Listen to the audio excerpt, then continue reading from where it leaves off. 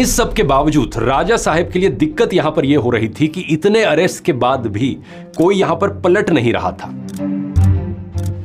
आमतौर पर अभी तक यह देखा गया था कि जब भी किसी ऑपोजिशन लीडर पर करप्शन का केस होता या जेल का डर दिखाया जाता तो वो पलटकर बीजेपी ज्वाइन कर लेता, लेकिन इस केस में ना सत्येंद्र जैन, ना मनीष सिसोदिया और ना ही विजय नायर ने बीजेपी ज्वाइन करी। कुछ इस तरीके से 27 साल बाद दिल्ली में बीजेपी पावर में आ जाती है।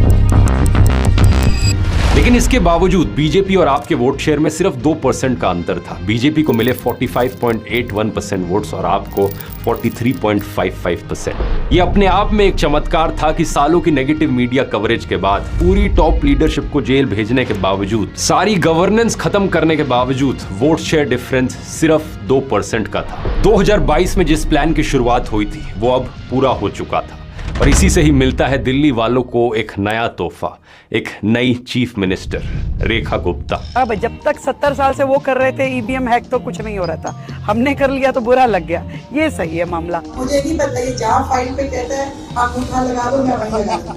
अब ये जाने और तुम जानो। और AQI एक ऐसा आपका टेम्परेचर है, आपको जो किसी भी इंस्ट्रूमेंट से पता चलता है। यहां से हम फास्ट फॉरवर्ड करते हैं ठीक 1 साल बाद, 27 फरवरी 2026।